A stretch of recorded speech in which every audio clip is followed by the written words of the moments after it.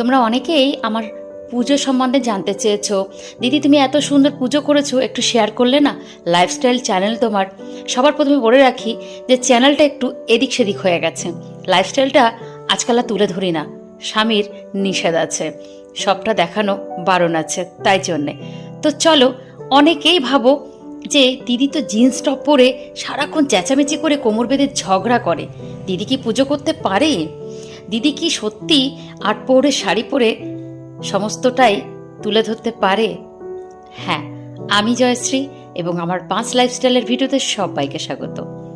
আচ্ছা, আমরা মেয়ে হয়ে আমরা জন্ম নিয়েছি, আর আমরা কি পারি না সেটাই তো প্রশ্নটা একটা হাস্যকর হিসেবে থেকে যায়, তাই না?